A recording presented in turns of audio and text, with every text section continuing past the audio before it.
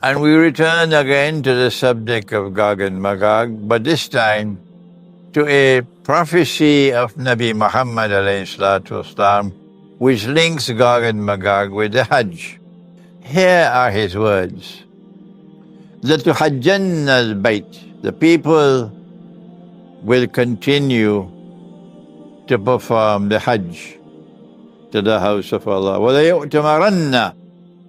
And the people would continue to perform the Umrah or the visit to the house of Allah in the Kaaba.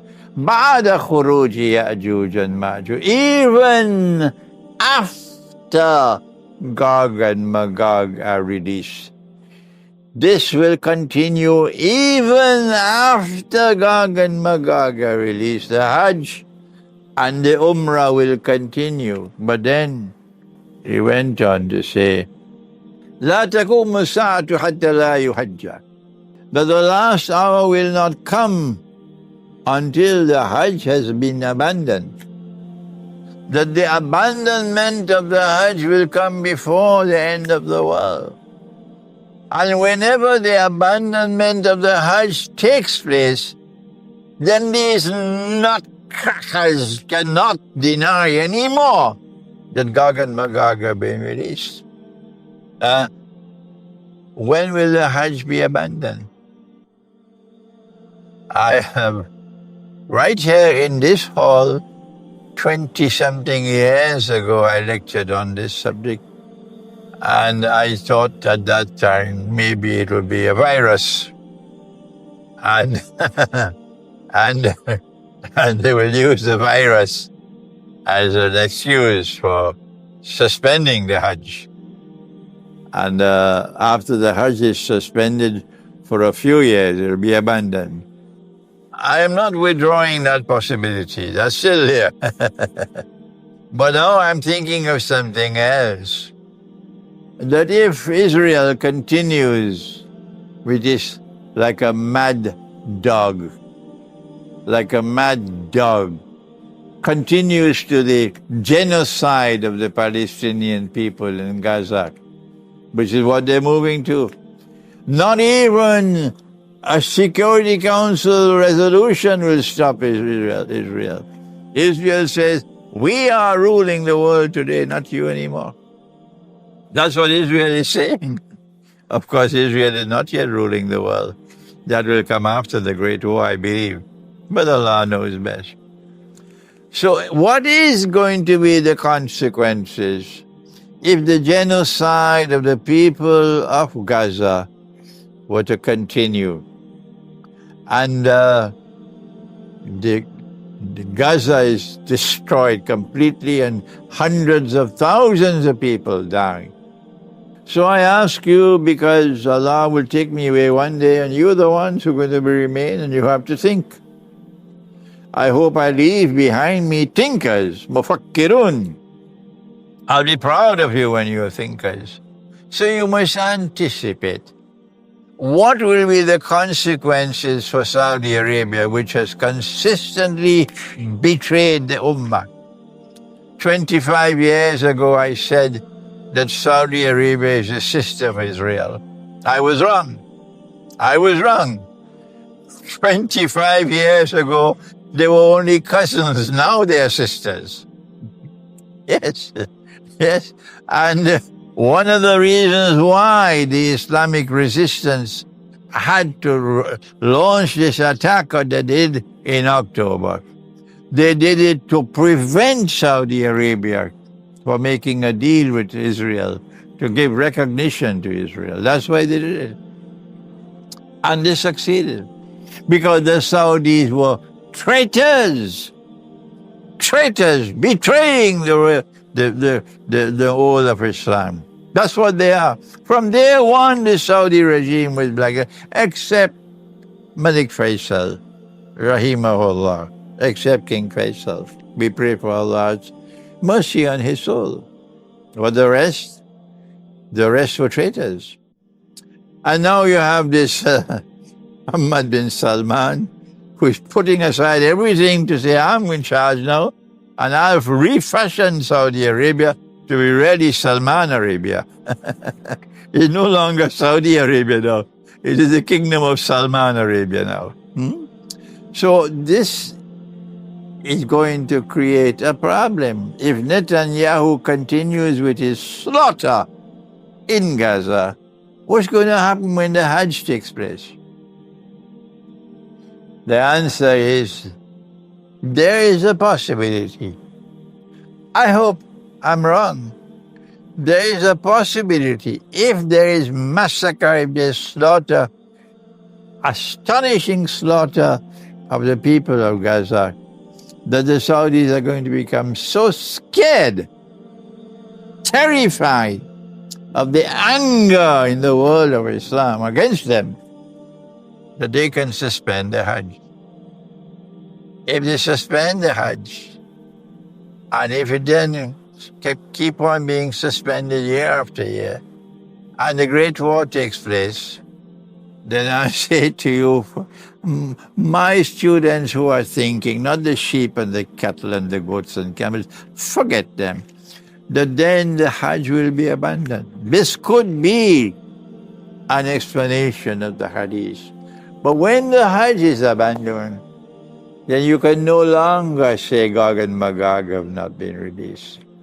We pray that the scholar of Islam might wake up and recognize that Gog and Magog have been released. And they are those who control power in modern Western civilization and those who control power in Israel before it is too late. The Lord God has declared that this Quran has been sent to explain all things. This is in Surah An-Nahl of the Quran. And when Allah speaks, بعد أعوذ بالله من الشيطان الرجيم, He said, وَنَزَّلْنَا عَلَيْكَ الْكِتَابَ تِبْيَانًا لِكُلِّ شَيْءٍ إلى آخر الآية. And I can keep on repeating this again and again and again and again. I can't understand why our people can't wake up and understand the role of the Quran. It is my teacher of blessed memory, Maulana Dr. Muhammad Fadlur Rahman Ansari, rahimahullah. He is the one who introduced me to this verse of the Quran. If the Quran explains all things, then do you need more than $2 worth of common sense to understand that this Quran must explain one of the most phenomenal events ever to have occurred in the entire human history? An event that was unique in history. An event that changed history and is still changing history. When a few hundred years ago, an actor emerged on the stage of history who never walked on the stage of history before, never. And this actor suddenly took control of the world with unprecedented power. And that power was used constantly to oppress. That power was used to take control of the whole world and then to transform the world into an essentially godless world that would be enslaved by the actor. I refer, of course, to modern Western civilization. And I have spent enough time in my life teaching the subject that I should not have to spend another 1 hour today teaching you about the political role of the modern West, the economic role of the modern West, the monetary role of the modern West, the military role of the modern West, the social and cultural and moral role of the modern West in seeking to destroy the religious way of life, in seeking to get all of mankind to follow them like sheep and cattle and goats and camels, to become carbon copies of these people who have PhDs in deception. They take the road to heaven and they make it look like the road to hell. And they take the road to hell and they make it look like the road to heaven. Modern Western civilization not only changed the world again and again and again and again, but is still doing that up to now. Allah says, obey the Prophet. Allah's blessing be upon him. The Prophet said, stand shoulder to shoulder in prayer. Don't leave any space. Shaitan will come and take that space. The modern Western world said, no, stand 3 feet apart. And guess what our people did? That's right. They all followed the orders given. Who is to blame for that? We have more to say about that. But we ask you, where is the explanation in the Quran for the phenomenon of modern Western civilization? I ask you, go to those who are your scholars, because the ulama are the warasatul anbiya. The ulama, or the scholars of Islam, they have the role of guiding the people, protecting the sheep. And if they fail, then all fall down. So go to them and ask them. I have been teaching this subject for too long, and they would not listen to me. I have told you that in the Quran, in Surah Al-Anbiya, Allah spoke about a town, that He destroyed the town, that He expelled the people of the town. He then placed a ban on them that they could never return to that town to reclaim it as their own. Hatta, until when? Hatta إذا فتحت يأجوج ومأجوج, until Gog and Magog are futihat, released. Not ba'atha is to send. Futihat, released. And when they are released, what will happen? It will be an event that will shake the world. An event which should occur only once in the world. And if you can't see that, go back to school. وَهُمْ مِنْ كُلِّ حَدَبٍ يَنْسِلُونَ. They will spread out in all directions and take control of power in the world. When that happens, then Gog and Magog will bring these people back to that town. Which town is it?